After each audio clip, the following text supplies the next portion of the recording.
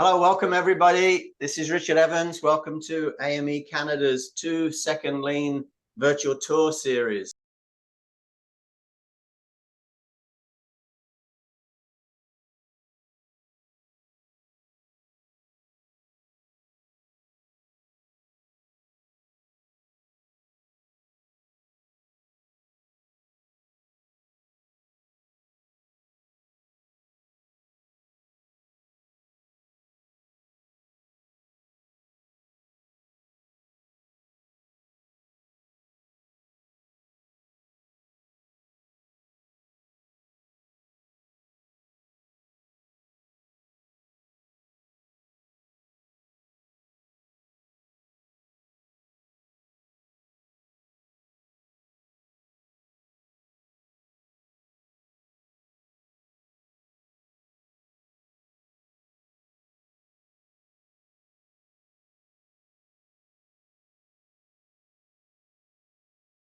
So today we've got a wonderful tour that is coming up. We're going to visit automated drive welcome systems. Everybody. This is Richard Evans. Short to fly Canada's from Toronto, Canada to Omaha, Tour Nebraska.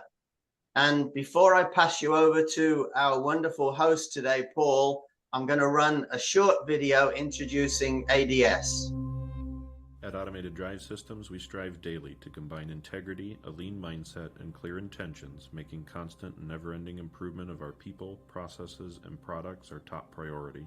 For our client partners, we manufacture industrial electrical control panels that often become part of other products ranging from packaging equipment to rock crushers. Through investments in machinery, software, and growing our people, we are able to offer a scalable manufacturing solution despite being almost exclusively engineered to order. In an industry dominated by one-person, one-panel style of manufacturing, where a heavy reliance on tribal knowledge and having extremely skilled technicians producing product, we have streamlined our manufacturing into a series of cells, each designed specifically for one step of the overall process. With the aid of machinery and software guidance, we can have each step performed in a highly consistent manner, despite each product being touched by several sets of hands. Through our own transition to a pull-based manufacturing system, we have achieved reductions in production time of as much as 60%. By developing our team and growing our people, while supporting them to relentlessly improve anything and everything they struggle with, our operation is unrecognizable from where we were when we started our lean journey.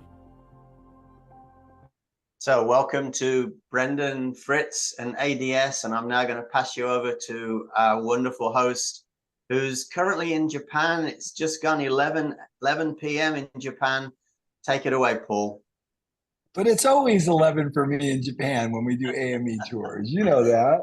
Well, Brendan, all I can say is I want to be able to make videos as good as you make, because that video was incredibly well put together, and really it sets the whole tone for what I think we're about ready to see. So tell us your story, Brendan. Go ahead. Thank you. I'm actually going to start with just a little bit of gratitude towards you, Paul. So about 3.5 years ago, when we found lean, we stumbled into it the way a lot of companies do, out of desperation. And for us, ours was these little 25-cent sticky backs to hold zip ties. So as we were growing, we were 6 people at the time. And the company was just at a point where I needed to not be the one that had to do everything. And I really struggled with making that transition, both as a leader and as a person. And so about 6 months before finding lean, I tasked one of the shop guys with these, and I said, hey, you know what? I don't have time to be the guy that has to make sure we don't run out of these, make sure we don't run out. And he did exactly what I told him, and he bought about 10 months worth of supply. And 3 weeks later, I got an invoice for $1,000 worth of these came across my desk. And the leader that I was at the time was, all right, fine, I'll just do it myself again. And about 6 months later, we had a project that we were behind on. Same story, probably a lot of you listening have been in at some point. Somebody had to work the weekend, so it was going to be me. And at 2:30 in the morning on Saturday, I ran out of these little guys again.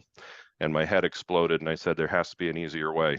And so I did what everybody does, is I Googled free Kanban card template, and I am eternally grateful to you, Paul, that I found FastCap, your free Kanban card template.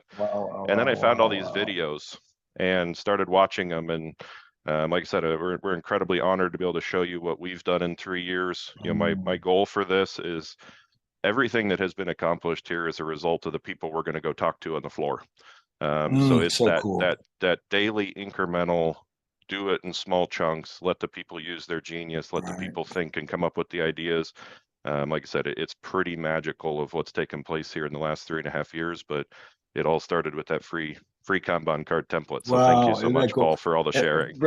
You're welcome. And Brendan, I got to tell you, there aren't many people that can tell a story as effectively as you. I mean, you're a great storyteller, and I'm not kidding, man. I mean, I was appreciate just that. listening to this story was just incredible. So go ahead. All right, go. so we're going to dive in. So this whole area we're in up front, I've now since learned this is the biggest waste of over $100,000 we had.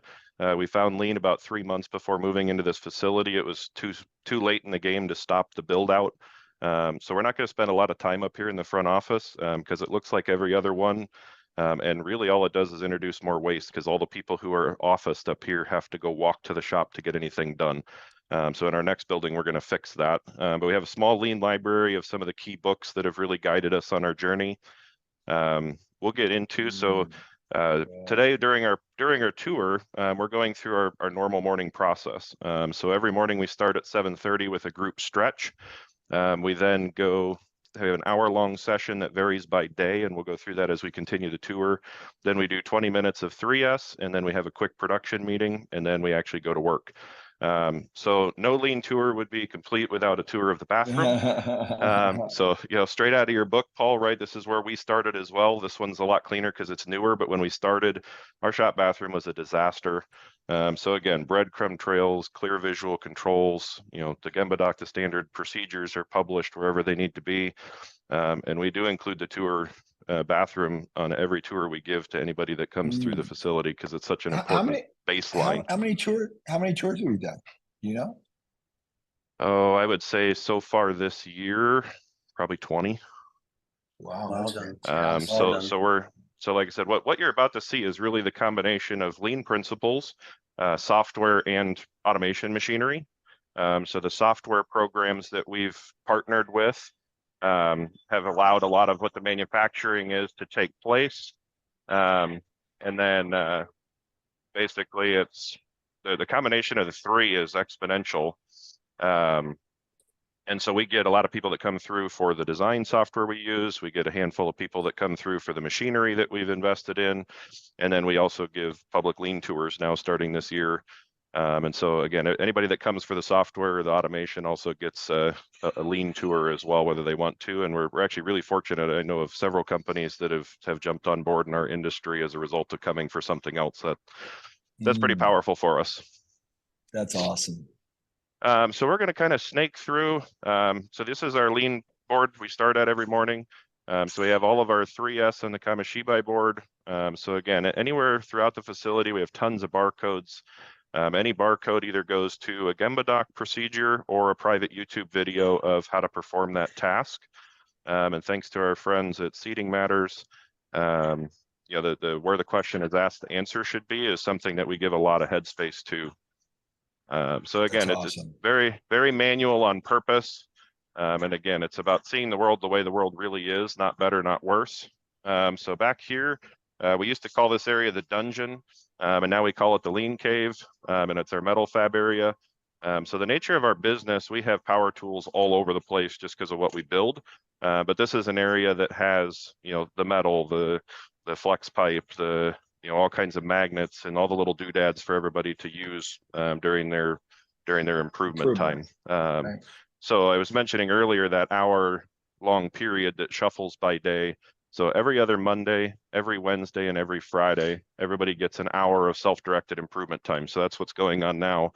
So as we encounter people, we're just going to stop and talk to them about what their improvements are. And then on Tuesdays, we do. Brendan, repeat that one more time. So 3 times a week they get an hour. So it's every other week. So on even weeks, on Mondays, I'll do an hour-long training session on some topic of lean. The off Monday is an extra hour of improvement time, and then every Wednesday and every Friday is an hour of improvement time. Wow. And so early on, we really struggled with getting people to get the concept of the improvements, and everything that was getting done was more 3S, the cleaning and the organizing. Right. Sure. And so what we chose to do is break those into 2 separate things. So for us, 3S is sweep, sort, and return to standard. So we're sweeping, sorting, and we're putting things back to the standards that have been already established. And then improvement time is the time for making permanent changes, you know, Kaizen foam, jigs, you know, all kinds of crazy stuff that people come up with that are fantastic. Wow. You know, and one of my favorites I always highlight on tours is this is our CNC machine that modifies all the metal enclosures. And this drawer is one of my favorites. I'm a closet neat freak, and I had nothing to do with this. So this drawer is completely organized, all the reorder points, all the tools are clear and labeled. They know exactly when it's time to reorder them. And it's pretty phenomenal. So here we've encountered somebody, hey, Mike, can I talk to you for a minute? So this is cool. So they're actually in their improvement time now, right? Correct. Yep, exactly. Wow. So we're gonna. Hey, Mike, how are you? How you doing? I'm good. Good. So tell us about your improvements. What we have here is what we're calling the control panel bracket. What it does is our CNC enclosure or door and control panel, and I usually store them in the burring section. Now that was cluttering up the section. You know, the installers, they couldn't find certain brackets or the panels, so they would always come to me and ask me the questions. So what we figured is how can we free up that section, clean up space, make it more efficient. So the idea came about is, well, we have the job carts, so why not just figure out a way to actually mount the control panel onto the job cart. So we got one right here that's finished. So we figured out, so we designed these brackets, we installed them on the bottom of the control panel, on the bottom of the job cart, and we was able just to add the control panel to the cart. So now it stays with the cart. Whoever needs to get the job, they know where to find it with the, you know, with the job number. Boom, it frees up a lot of space in the burn section. And it was basically killing two birds with one stone. Awesome. So that panel is part of the job, correct? Correct. Okay. And normally it was not with the job cart, it was in a different location. And you had to go get it. It was over here against the wall. Got it. It was like a lot of them. It was just cluttered up. So we figured, well, if you got like 10 job carts, that's releasing 10 panels from coming out of the burn section, and it's staying with the job cart. Now, when the assembler needs the panel, you don't have to ask me for it. It's just with the cart with the rest of his parts. Beautiful, beautiful, beautiful. And so, and are you, Mike, were you the one making those panels on the CNC machine? Well, I'm a part of them. Have Clancy, he's helping me. We're doing it as a team, and we're trying to knock out, you know, two for the price of one. Right. Awesome. That's great. Yes, so I think Mike, the other cool thing here, Paul, is Mike has been with us for about 4 months, and he came up with this improvement completely by himself. And that was my next question, Mike. So what's your thoughts on lean? You know, you've been at this for 4 months. I didn't even know that. I figured you've been there for 4 years. So what's your thoughts about the whole lean thing? It definitely have grown on me. You know, I've been here 4 months. In the beginning, it was totally new, never experienced it, had a lot of questions about it. The more that I got to actually see it in motion, the more I was sold on it. Okay, so in the beginning, though, were you against it at all by any chance, or were you just like, hey, no, whatever? I wouldn't say I was against it. I was open-minded to it. It seemed like a good idea as I, you know, as I was hearing more about it from day one. I said, hey, it seems like it might work. Let me give it a shot. I gave it a shot. For me personally, it's been working for me since. Awesome. You're amazing. Great job, Mike. Right, I love the improvement too. You basically made a nice kit that you have. The whole system is kitted together. Thanks. Well I done. appreciate it. Yeah, you take well care. Done. Well done. Thanks, Mike. Yeah, so this one improvement probably saves at least 300 steps per job. Plus, it actually is much more reliable. We don't get as many scratches and things because it's right there on the cart. It's got to make you smile when your people do that. Yes, it does. It's awesome. So the back here we're at we call it the spider's nest. So this is our water spider headquarters. So they do all the shipping, receiving, checking in of parts. So again, as we've adopted, we've actually molded most of our systems to the lean thought process over the last few years. Again, everything's visually controlled so that our system knows exactly what parts are coming in, what jobs they're for. So everything gets put onto a cart. there's a visual standard for the color of the sleeve indicates the status of the parts. So the couple of them that are green, we get to throw a little party because supply chain's still pretty tough in our industry. That means we have everything. The couple of them that are orange is we don't have everything yet, but nothing is late from what the vendors told us it was going to be. And then the couple of them that are red, the system automatically flags that, hey, there's at least one part that's past the date the vendor had given us last. So myself and the purchasing guy, as we walk through, we can just visually see, hey, what needs attention and what doesn't. Some of the other improvements that they have in process right now, just recently we added these blue totes. So you'll see later, we've really broken the manufacturing of control panels from like it said in our intro video, the tradition in the industry, if you will, at least in the United States for the most part, is one man, one panel, and you put it on a set of sawhorses and everything gets done there. And what we've done is really apply it to cells. So as we go through, we're going to see a series of cells. Each cell is designed to do a certain portion of the control panel build. And so with these totes, the water spiders can instantly deliver. This is everything that will attach to the door of the electrical panel. And we have a separate cell. And again, the water spiders are trying to do everything they can to make sure that the value added people are being able to stay in the cell, adding value as much as humanly possible. And they supply all the supports, shuffle all the parts around. So the next cell we're coming along here. Initially, Brendan, what I'm looking at is, to me, if I was walking in, there's a new employee, it seems to be very easy to understand. So that is your work in process. All those carts are all the different jobs that you have moving through your factory. Is that correct? Or no, there's correct. more in addition that are in the cell. No, there's more in this. Yeah. So this first area here is our very first supermarket, and we just recently, within the last, well, it was actually about 2 weeks before I saw you in Japan in early October. We completely reshuffled the layout of this facility following a post that Seating Matters had made after the Lean Summit. So they had posted that with Mr. Umemura and Mr. Amazawa's help, that feedback was to make it more linear and eliminate the scatter really. So we saw that, and we did Richard can show some pictures later, but that he has teed up. But we looked at that and we said, hey, you know what? Is our layout serving us? And so we did a brainstorm on a Monday. We drew the building. We drew each of the work cells the way they were. And originally, when we moved into this facility, this first bay has a drastically oversized roll-up door. We were taking high cube shipping containers and turning them into electrical houses a few times a year. So when we designed the building, we're like, hey, that'd be really nice to not have to pull all the tools back and forth. Let's do that. Well, we've been here for 3 years and we haven't built any because we moved into a different market segment. But our whole layout was also predicated on being able to use this bay for that. So we took a red pen, we drew every movement of the product as it goes through. And at the end, we were blown away by how poor or how much movement there was and how much overlap there was. So as a group, we did a brainstorm, drew up the building as a skeleton, said, hey, here's a couple key pieces that we can't move because it's very cost prohibitive, our CNC machine and a couple other items. What would it look like? And so we came up with this layout where literally all the support tasks, the CNC, so we consider the start of production this mating cell. So this white area is our first supermarket. So this is all of the jobs that have not yet begun. So most of these jobs will be out of here in the next 2 to 2.5 weeks. And then once it hits the mating cell, as you'll see, we have a few more supermarkets in different areas for work in progress between steps. So that's predicated on we're trying to move to.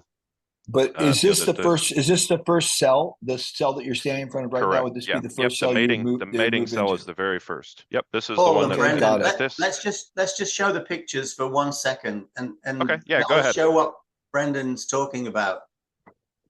So this is the drawing that the team did showing the flow. This was where everything used to go. And this is what it looks like now. So they've got basically a U-shaped flow throughout the facility. So that's sort of a picture's worth 1,000 words for you, Brendan. Thank you. Brendan, I got to tell you, it makes me very happy to see that, because when we brought Mr. Murmur and Mr. Amazawa to Ireland, it was for one purpose that I brought them there, to expose people to their thinking and to see that it didn't just get exposed to the thinking, but you actually did something with it makes me very happy. Yep. Yeah, we try and avoid failure to implement as much as we can. You you're a wordsmith. That's all I can say. So, um, so here in mating, like I said, this is where from our production standpoint, this is where the product begins. So on this cart here, so again, we have this fleet of these mobile carts. So the back panel that came off that CNC machine, here they've got a couple of the components mounted. These large components in the boxes in front will end up getting put on there today. We do the GPS taping. So every one of our work cells in the facility is identified and assigned a unique color. And then all of the tools in that are also similarly marked. And that's been such a it's been a great learning experience to teach lean. Because it's really about eliminating the struggle, right? So if I find this nut driver all the way back on the other side of the facility in the lean cave, I don't have to struggle. The blue tells me what cell it belongs to. I come here, the Kaizen foam tells me exactly where it belongs. Beautiful. And so really one of the things that we really hammer home with our people is don't tolerate any struggle, no matter how small it is. Log it, stop and fix it. So at any point in time, anybody in the facility is allowed to stop their production work for up to 15 minutes, and they don't have to change their Ondon color. They can just stop and fix the problem. If it's going to take longer than that, we have a couple tiered approval processes to stop production longer than that. But really what we're trying to reinforce with them is, if you have a problem, stop right now and fix it as much as we humanly possibly can. Well, I love it. And you say Ondon color. Is it an actual light, or is it a colored Correct. cup? How does the Ondon work? Yeah. Sorry, I walked right past it here. So in these cells, we have these Ondon stack lights. And so normally if the cell is occupied and in production, it's green. If they have any question about the work, or they have something they need help with, they'll go yellow. If that help results in work stop, it goes red, and the red has a horn. And myself or the shop manager, our goal is to be there within 5 minutes of hearing the horn. And then the blue light, our production system is very, very, very digitally guided. So we have a fleet of rolling computers. So in our design software, we have an electrical schematic and a 3D internal and external model. So that there's 3D of everything that goes into it. That 3D model also knows where all the electrical connection points are. So the software has the ability to pre-calculate the length of every wire in advance. So like here, when they come to actually put all these components on, they're looking at a 3D model. That 3D model, they scan a QR code that's on a tag or ERP prints on the product. And then in that 3D model, everything except the part in their hand disappears from the 3D model. So they know exactly where to put it on. They can mark it complete. We know exactly the production status of everything, exactly where it is, who's done what. And then more importantly, if they have a question right through that system, they can take a screenshot of the part or the portion of the electrical schematic, and they can instantly email that to an engineering group box. And then they would turn their blue Ondon light on. And that's a visual indication to myself and the shop manager that as we walk through, if we see a cell stay blue for a couple hours, we know to go bounce the engineers, hey, the blue cell's been on a blue Ondon for a couple hours. Did you see the email come in, or is this something that needs more work? So again, the Ondons make a huge difference of people not having to leave their cell. How long have you had the Ondons? We put those in May, I believe it was, and we 100% stole that from Alex Ramirez's tour of In the Ditch. Wow, beautiful. So we saw Alex's video, we saw the Ondons, and we're like, yep, we got to have it. And a couple weeks later, good, and like I said, you'll see them there everywhere. Alex. Beautiful. So we're going to interrupt Thad here for a second and have him tell us about what he's working on. So tell us about your improvement, Thad. Hey, Thad. Good morning. How we doing, everyone? I'm Good. Thad, and I'm a process engineer here at ADS. Currently, what I'm working on, as you can see right here, we have our production tables. As our business has grown, we don't have enough of them.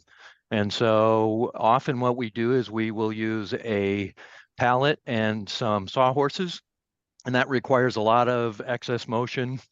It also takes someone away from building to get on a forklift, and the tables cost quite a bit of money. So I've just taken some wood, some basic 4x4 post, some 2x4s, some threaded rod. And the great thing about this isn't the first time I've improved this either. Every improvement, there's always more room for it. And we found that I had built it and it seemed to be a little too tall. So I am rebuilding it. I'm able to deconstruct it in a matter of minutes. And right now I'm rebuilding it so it's at a proper height for those who are using it. And on wheels. And on wheels too, It's yeah, of course. good. Awesome. And how long Brilliant. how long is this improvement going to take? I should be done with it by the end of the week easily. Yeah. Okay, cool. Very good. And how long have you been at the company, Thad? I've been here about 3.5 years, something like that. So from the beginning of Lean. From the beginning, yeah, I've seen both sides of the coin. So it's a much more pleasant experience now that we've discovered Lean. And I heard Brendan talking about eliminating the struggle, and that carries through work, personal life, everything. You know, if something isn't working, if it bugs you, fix it. Wow. Love it. Wow. Love it. What advice, Dad, would you give to someone thinking about embarking on this journey? Well, you gotta be open to it, and you gotta be honest with it. If something isn't working, you need to be honest and find a way to improve it. Right. Okay. Awesome. Thanks, Dad. Great job. You're welcome.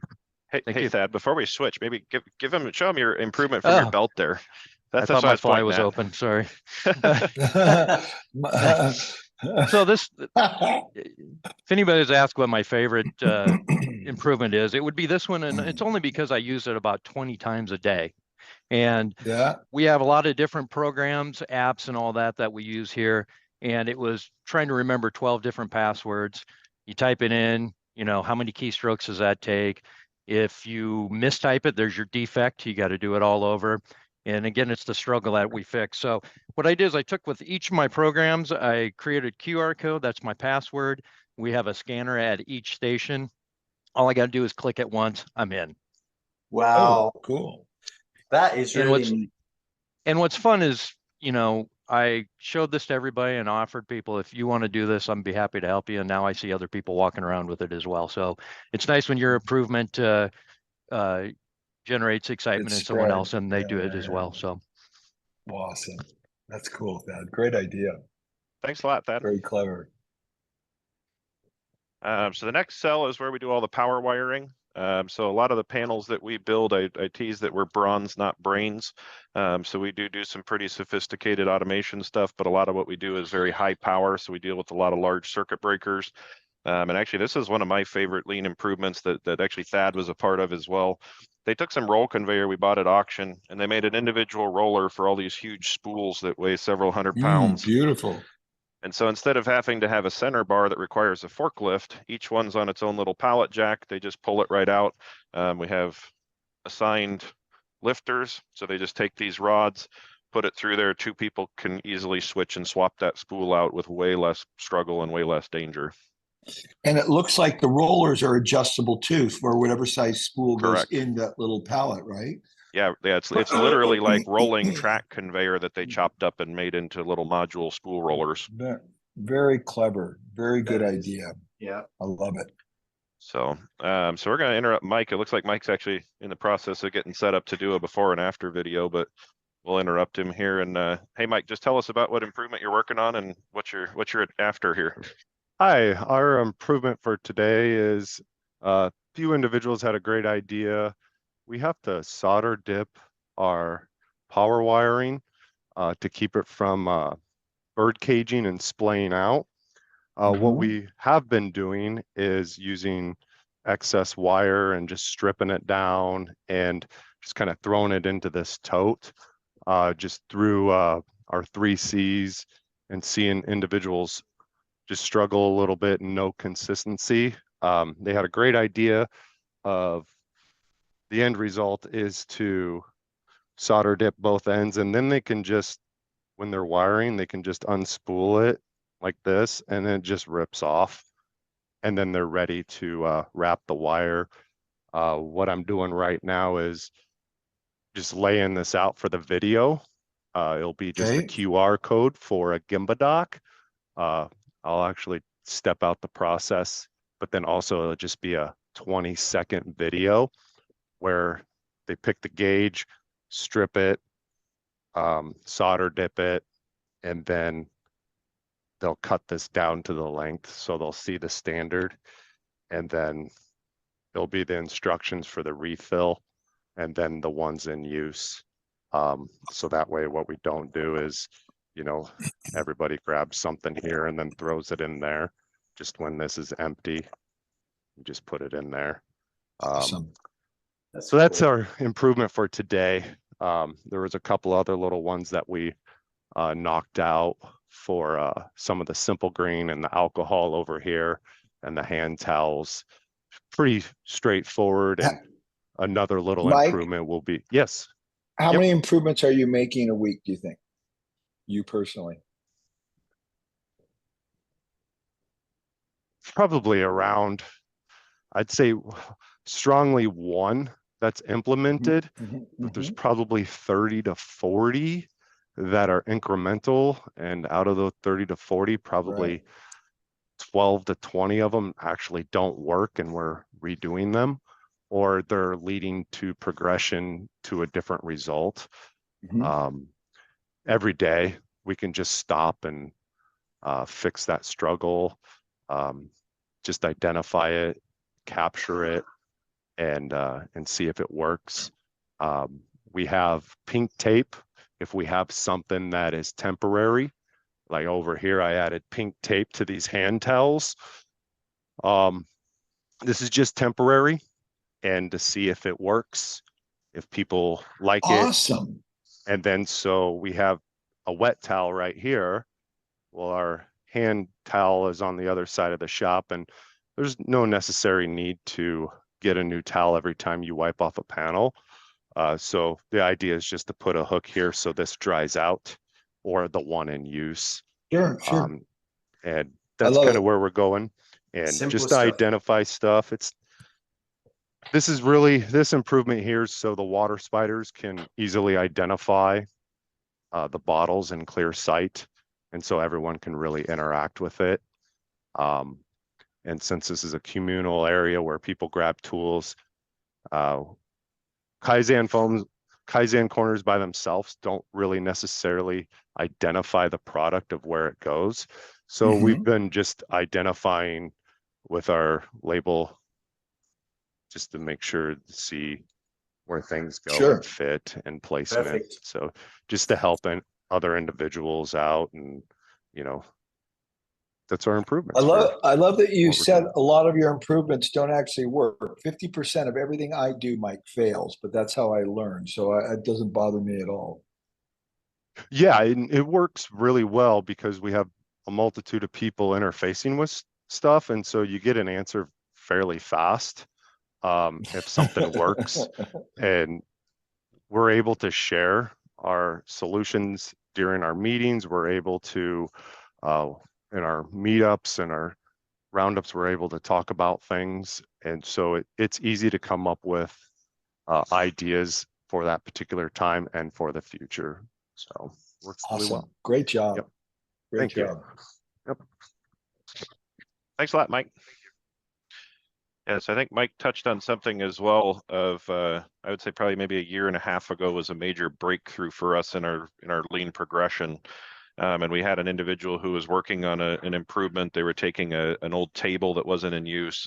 They decided they were going to use the frame of it and come up with a holder for some long pieces of wire duct that are 2,000 millimeters long to store them better. And so, the individual got with several of his coworkers. He didn't know how to weld, and he was going to weld the pipe together. And about a month into the improvement, I started checking in a little closer. Just, hey, how's it going? What tell me about your improvement. Just doing an improvement walk, and got to ask. I was like, well, what do you think? Is it going the way you think it is? Yeah.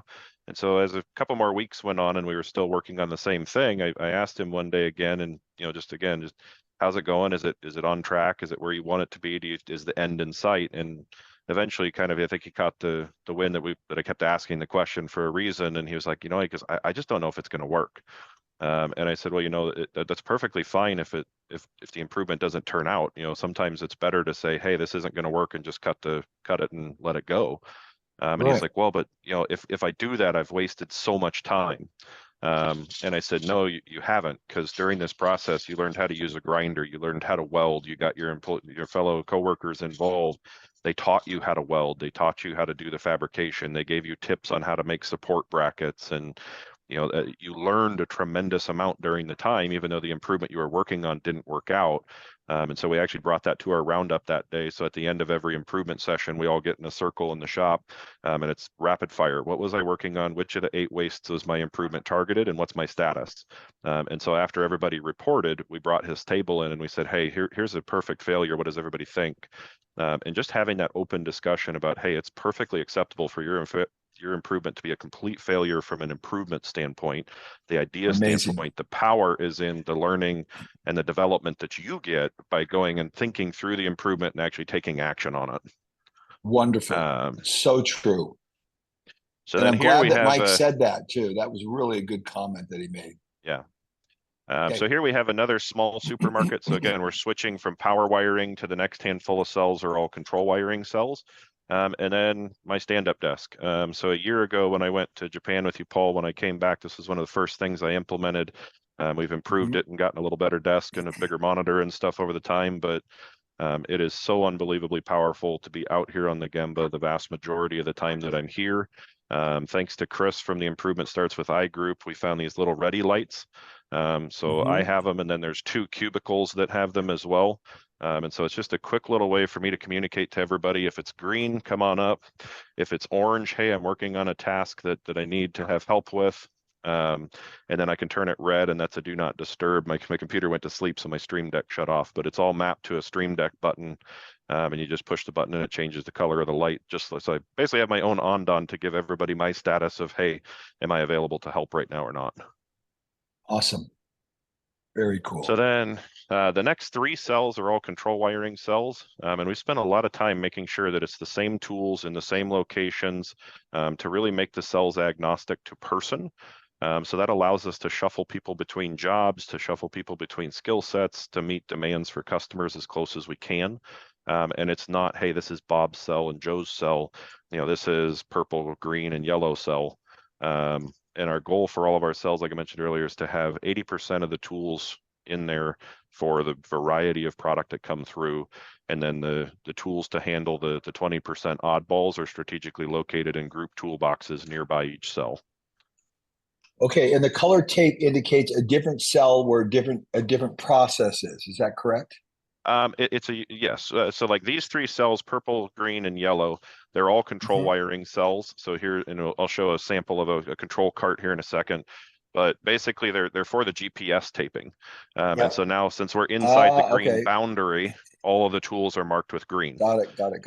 And so the floor tape facilitates, it designates where the work area is. So when we're in production, that's our PPE boundary. So if you're in the cell, you need to have the safety glasses on if work is taking place.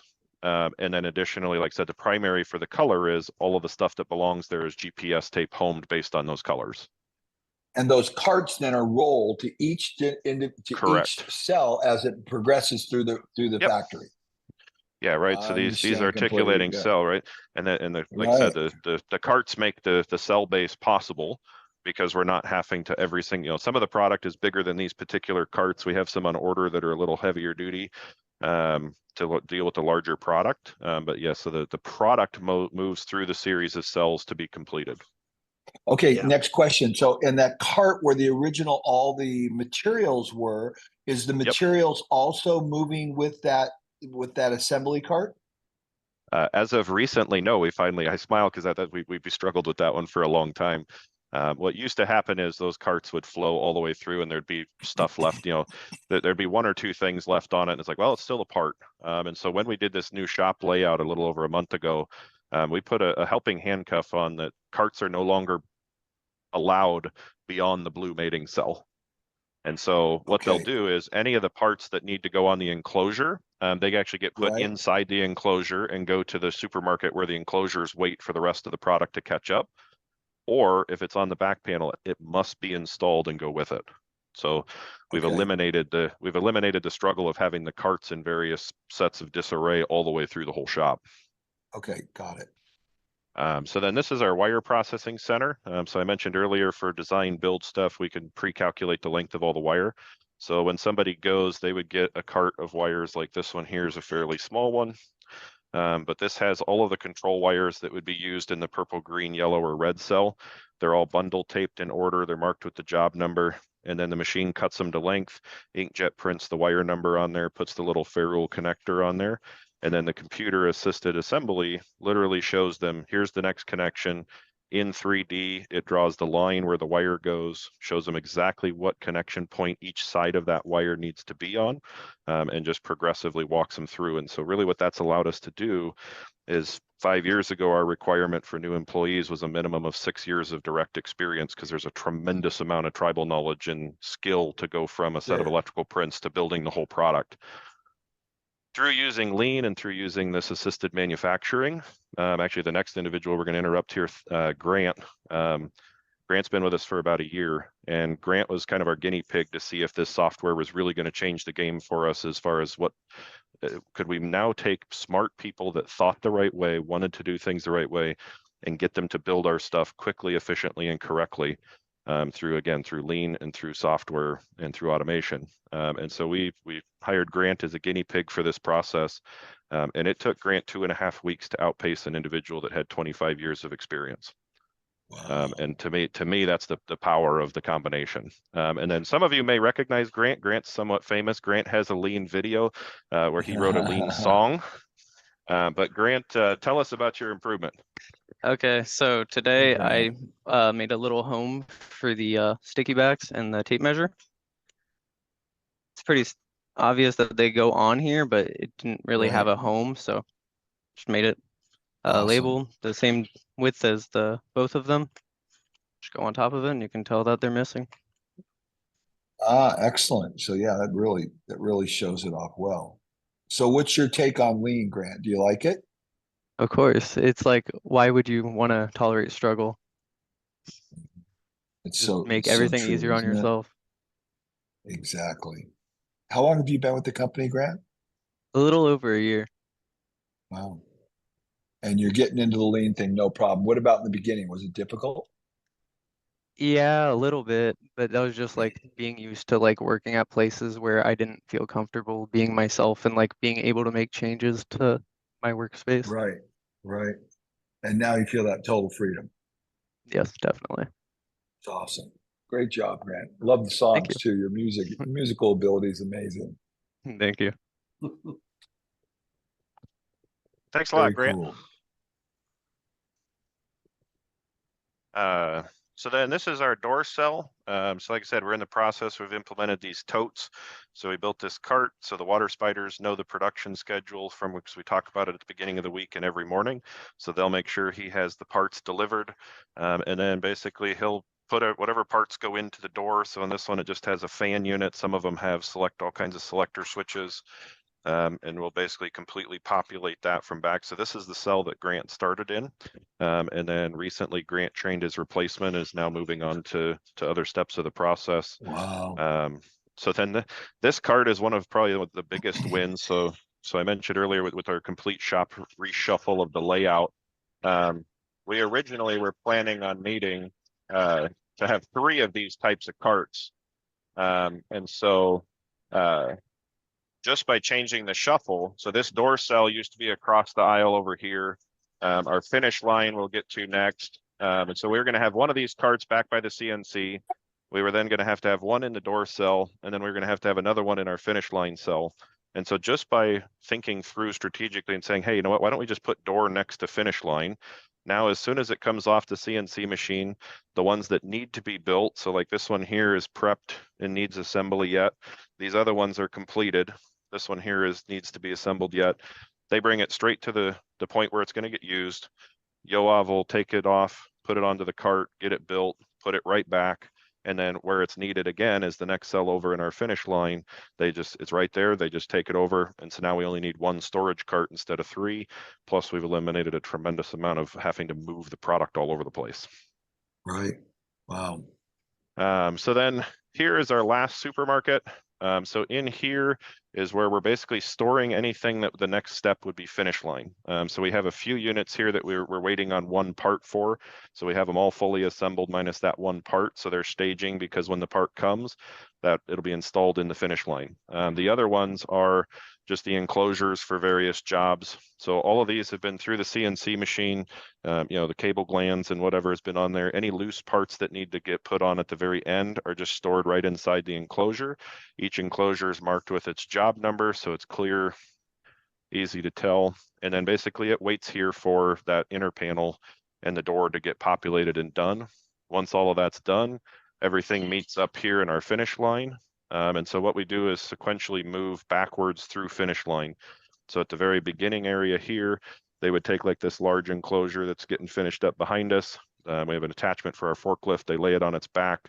They grab that huge back panel with the forklift, lay it in, stand it back up, and then they'll terminate all of the wires on the door, get it completely finished in. The individual who did the majority of the wiring on it takes an electrical print, does a full point-to-point ohm check to verify, hey, is every wire where it's supposed to be? Then they'll do a fit and finish review, and then we would have them call for what we call second point-to-point. So the second point-to-point, they're saying, hey, I've certified this product is ready to go to a customer.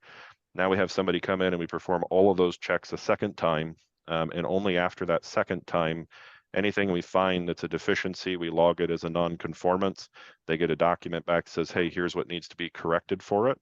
And the purpose of those is not to be punitive. The purpose of that is for us to be able to track trends. Hey, if we change something in the software and we see that, hey, all of a sudden we're getting a certain type of device isn't getting wired correctly, and we're catching that in our QC process, we can now review those on a weekly basis, incorporate them into our morning meeting discussions, and try and eradicate those defects as quickly as we're possible. We actually had a product of a similar size here, which again, another big, powerful moment for us in our lean journey is, I was never very a real accusative type of person, but the natural tendency can be different than that. And one of the things that I'm really grateful that I've learned through lean is the concept of process first. And so we really truly embody that here, where no matter what the level of the problem is, it's always what about the process led to that being possible.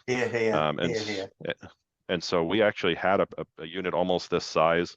This particular unit has a 1200 amp main circuit breaker. So this one panel draws probably about a neighborhood's worth of power. And we had one, and an improvement, if you will, had been used where we required certain electrical clearance. And so the thought process was, hey, a threaded 3/8 bolt is just a little bit bigger than what that required clearance is. If we test for that, we'll use the bolt. And it was great until one got left on the back panel one day. And that ended up at a customer and ended up causing an arc flash. Fortunately, nobody was injured, but it was a major problem. And instead of going through, we know exactly who's working on what. Instead of going on a witch hunt, we really took pause and we said, hey, you know what? This is a process problem. So we looked at it. We got everybody together. We said, hey, this is a really bad day for the company. How can we make this right? But more importantly, how can we make this so it never happens again? And so we found, hey, this was the process. This is what led to it. This is really what caused this. It wasn't somebody intentionally trying to do something. It was a mistake, an honest mistake of somebody trying to do things and speed things up without causing problems, and it ended up causing a major problem. But because we got to the root of the problem and we addressed the cause, we now have at every single one of our workstations that would require that, a plastic 3D printed go, no-go gauge that's bright red.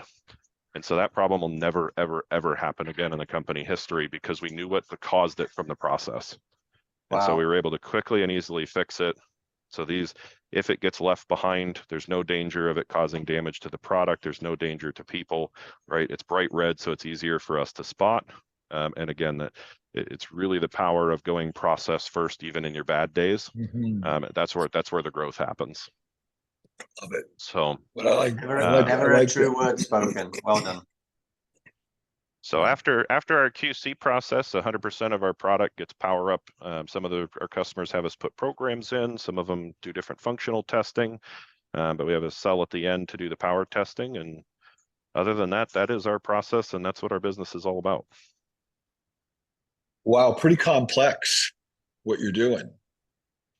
Correct. Yeah, like I said, especially prior to lean and the software that we have, again, it was, and we still do a lot of builds where customers just give us PDFs of electrical schematics and want us to build it. So we have a handful of people who we refer to them as print to product. Yes, there's a tremendous amount of tribal knowledge and complexity because you have to understand every component. But again, we're very fortunate. We've been able to use lean to still make, hey, how can we standardize our process of making custom things? And it's been really profound for us. How many people? So when we started lean, we had 6, and right now today we're at 16, and we really probably should be at about 18 to 19. We're a little short staffed at the moment. And are you growing? Significantly, yes. And one of the most powerful things is right now 100% of our growth is referral only. The only way, isn't it? Yep. That's, so we that's have incredible. zero sales staff. We do no proactive outbound marketing. 100% of it is, treating customers the way they want to be treated, doing our absolute best every day to take care of them. And it's been a really fun journey, and we're excited for the future as well. Music to my ears. No sales, no marketing, the way it should be.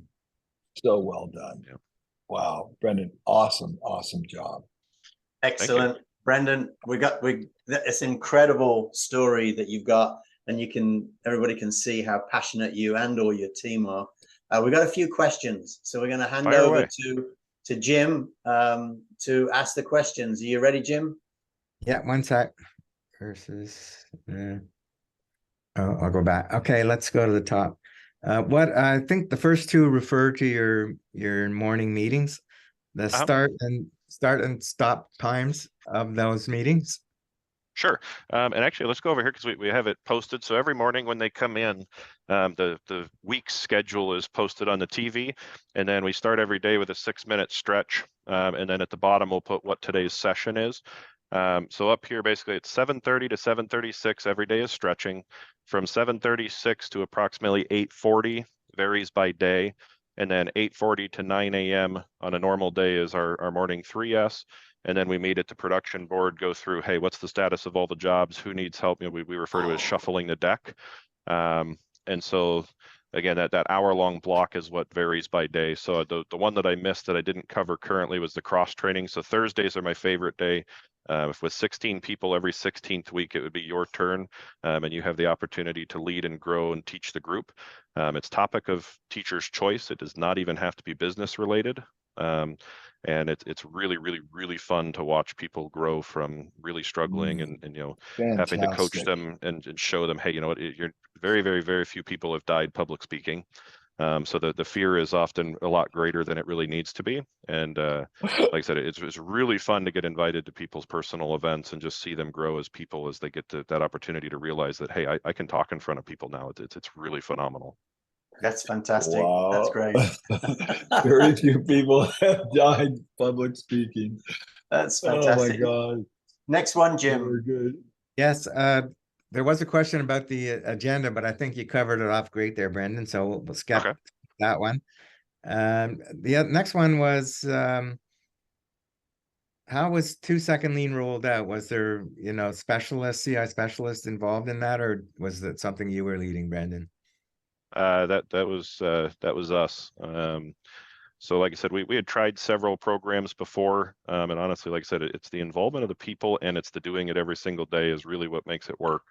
We tried a lot of programs. We spent a lot of money with great consultants that got us nowhere because we were asking for people to do something above and beyond. We were asking them to set goals. We were asking them to work on things, but then we were saying, hey, don't forget you got a production goal and we need every ounce of production we possibly can. Right.